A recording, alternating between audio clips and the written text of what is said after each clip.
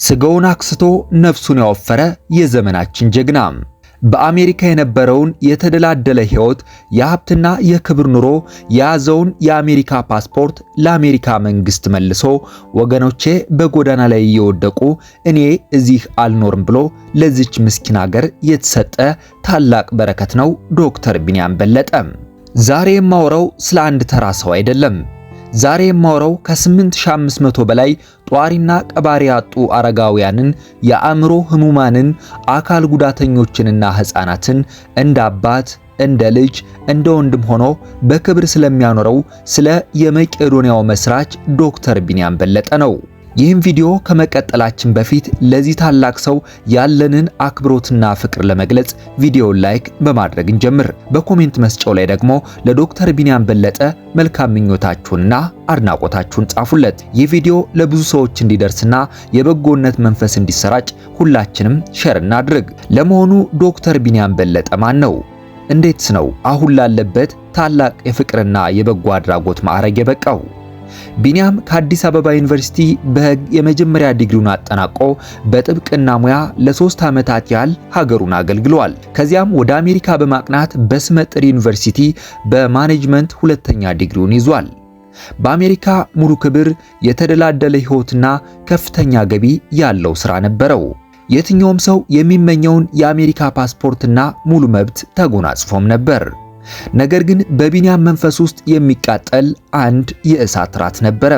በአሜሪካ ሆኖ ምቾት ባለው አልጋ ላይ ሲተኛ በኢትዮጵያ ጎዳናዎች ላይ በብርድና በረሃብ የሚጎሳቆሉ አረጋውያን ይታዩት ነበር። በምግብ ጠረጴዛው ላይ የተዘጋጀውን ጣፋጭ ምግብ ሲመገብ ቆሻሻ ገንዳ ውስጥ ምግብ የሚፈልጉ ምስኪን ወገኖቹ ትዝ ይሉት ነበር። በመጨረሻም ከአእምሮ በላይ የሆነ ትልቅ ውሳኔ ወሰነም። አሜሪካ የሰጠችውን ፓስፖርት መልሶ ምቾቱንና ድሎቱን አቃጥሎ ባዶ እጁን ወደ ሀገሩ ተመለሰ። ሰዎች አብዷል አሉ። እንዴት እንደዚህ አይነት ድሎት ይተዋል ብለው ማወሩ። ነገር ግን ቢንያም ያበደው በሰው ልጅ ፍቅር ነበር። ስጋውን አክስቶ ነፍሱን ለማወፈር የወሰነበት ያ ቅጽበት የመቄዶንያ መወለድ ምክንያት ሆነ። ከዛሬ 15 ዓመታት በፊት ቢንያም ገና የ31 ዓመት ወጣት እያለ ነበር መቄዶንያ የአረጋውያንና የአእምሮ ህሙማን ማዕከልን የመሰረተው። በትንሽ ቦታ በጥቂት አረጋውያን የተጀመረው ይህ ተቋም ይህ መረጃ እስከወጣበት ጊዜ ድረስ ዛሬ ምን ደረጃ ላይ ይገኛል ብላችሁ ታስቡ ይሆናል። ዛሬ መቄዶንያ 3500 ጧሪና ቀባሪ የሌላቸውን አረጋውያን፣ 2560 የአእምሮ ህሙማንን፣ 1450 ችግረኛ ህፃናትን እና 1100 አካል ጉዳተኞችን በጠቅላላው ከ8500 በላይ ሰዎችን በቋሚነት የሚያስተናግድ ታላቅ የፍቅር ጎጆ ሆኗል። እስኪ አስቡት። ከ8500 በላይ ለሆኑ ሰዎች በቀን 3 ጊዜ ቁርስ፣ ምሳና ራት ማቅረብ፣ አልባሳት፣ መጠለያና ሙሉ የህክምና አገልግሎት መስጠት ምን ማለት ነው? ይህ የአንድ መንግስት ያህል ትልቅ ኃላፊነት ነው። ነገር ግን ቢንያም በለጠ በፈጣሪው ትልቅ እምነትና በህዝቡ ደግነት ይህንን ተአምር በየቀኑ እያሳየን ይገኛል። ዶክተር ቢንያም በለጠ ሚዲያ ላይ ሲናገር ሰምታችሁታል። ንግግሩ ከልብ የሚወጣ ፍጹም ትህትናና የዋህነት የተሞላበት ነው። እሱ ራሱን እንደ ታላቅ ሰው አይቆጥርም።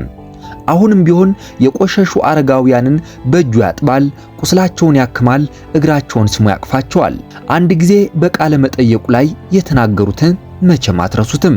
እነዚህ ሰዎች እኔን አያስፈልጉኝም፣ እኔ ነኝ እነሱን የምፈልጋቸው፣ ነፍሴን ለማዳን ፈጣሪ የሰጠኝ እድል ናቸው ብሎ ነበር። ይህ ፈጣሪውን ሙሉ በሙሉ ያመነ ለሰው ልጅ ፍጹም ፍቅር ያለው ታላቅ መንፈስ ነው። ለእነዚህ ምስኪኖች ሲል ሕይወቱን ዕድሜውንና ክብሩን አሳልፎ ሰጥቷል። ለዚህም ነው የክብር ዶክትሬት ማዕረግ የተሰጠው። ነገር ግን ለሱ ትልቁ ማዕረጉ የአረጋውያን ፈገግታና በውስጡ ያለው የፈጣሪ እርካታ ነው። ነገር ግን የመቄዶንያ እውነተኛ ገጽታና የዶክተር ቢንያም በለጠ የዕለት ተዕለት ውጊያ ምን ይመስላል? በጎዳና ሜዳ ላይ ወድቀው ተስፋ ቆርጦ የነበሩ አባቶችና እናቶች ዛሬ መቄዶንያ ገብተው እንዴት ሕይወታቸው እንደተቀየረ ታውቃላችሁ?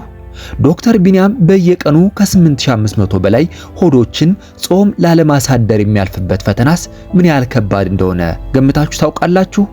ወደ መቄዶንያ የሚገቡት አረጋውያንና ህሙማን ታሪክ ተነግሮ የሚያልቅ አይደለም።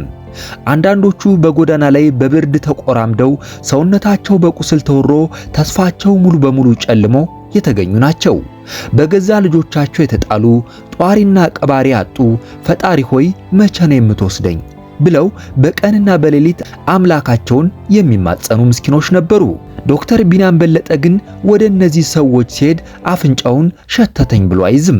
ከቆሻሻቸው ከቁስላቸውና ከተስፋ መቁረጣቸው ጋር አቅፎ ያነሳቸዋል። በእጁ ያጥባቸዋል። ቁስላቸውን ያክማል። ጸጉራቸውን ያስተካክላል። ዶክተር ቢንያም አንድ ጊዜ ሚዲያ ላይ እንዲህ ሲል ተናገረ። ሰዎች እኔን አረጋውያንን በመርዳት ያደንቁኛል። እውነቱ ግን እኔ እነሱን አልረዳቸውም። እነሱ ናቸው እኔን የረዱኝ። እኔ አምላኬን ያገኘሁት በእነሱ ቁስልና በእነሱ ፈገግታ ውስጥ ነው ብሎ ነበር። ዶክተር ቢንያም የራሱን ሕይወት፣ የራሱን ምቾት፣ የራሱን ወጣትነት ሙሉ በሙሉ ለአካላቸውና ለነፍሳቸው ሰጥቷል። እሱ ስጋውን አክስቶ የብዙዎችን የተራቆተች ነፍስ አልብሷል። ነገር ግን ይህ ሁሉ ተአምር በቃላት እንደሚነገረው ቀላል አይደለም። በየቀኑ ጠዋት ሲነጋ ከ8500 በላይ ለሚልቁ ሰዎች ቁርስ፣ ምሳና ራት ማዘጋጀት አለበት። አስቡት እስቲ አንድ ትልቅ ሰርግ ለማዘጋጀት አንድ ቤተሰብ ምን ያህል እንደሚጨነቅ። ዶክተር ቢንያም ግን በየቀኑ የ3 ሰርግ ያህል ምግብ፣ ሕክምናና እንክብካቤ የማድረግ ግዴታ አለበት። አንዳንድ ቀናት ጎተራው ባዶ የሚሆንበት፣ የሕክምና መድኃኒት የሚያልቅበት፣ አጣዳፊ ጭንቅ ውስጥ የሚገባበት ጊዜ አለ። ነገር ግን ቢንያም ተስፋ አይቆርጥም። ተንበርክኮ ወደ አምላኩ ይጮሃል፣ ይለምናል፣ ይማጸናል። ከዚያም ለኢትዮጵያ ሕዝብ እጁን ይዘረጋል። ሕዝቡ ደግሞ የመቄዶንያን ጥሪ ሰምቶ አይጨክንም። ቢንያም ኢትዮጵያውያን ተረዳርተውና ተጋግዘው ሀገራቸውን ማዳን እንደሚችሉ በተግባር ያሳየን የሕያው ፍቅር ምልክት ነው። ዶክተር ቢንያም በለጠ የክብር ዶክትሬትና በርካታ ሀገራዊ ዕውቅናዎች ተሰጥቶታል። ነገር ግን እሱ አሁንም ቢሆን ራሱን እንደ ተራ አገልጋይ ነው የሚቆጥረው። የእሱ ትልቅ ሕልም ምን እንደሆነ ታውቃላችሁ? በኢትዮጵያ ውስጥ በጎዳና ላይ የሚወድቅ የሚራብና የሚታመም አንድም አረጋዊና የአእምሮ ህመምተኛ እንዳይኖር ማድረግ ነው። ይህ ሰው ለሰው ልጅ የከፈለውን መስዋዕትነት፣ ደግነቱንና የዋህነቱን በቃላት መግለጽ አይቻልም። እሱ ለዚች ሀገር የተሰጠ ታላቅ የበረከትና የፍቅር መስዋዕትነት ነው። ውድ የቻናሌ ቤተሰቦችና ተከታታዮች የዶክተር ቢንያም በለጠን ታሪክ ሰምተን ዝም ልንል አይገባም። ደግነት በቃላት ሳይሆን በተግባር የሚገለጽ ነው። እኛ ስለዚህ ታላቅ ማዕከል ምን ማድረግ እንችላለን? መቄዶንያን በገንዘባችን፣ በጉልበታችን ወይም ደግሞ ይህንን ቪዲዮ ሸር በማድረግና ድምጽ በመሆን ልንደግፈው ይገባል። ለዶክተር ቢንያም በለጠ ያላችሁን ፍቅር፣ አክብሮትና መልካም ምኞት በኮሜንት መስጫው ላይ አስፍሩለት።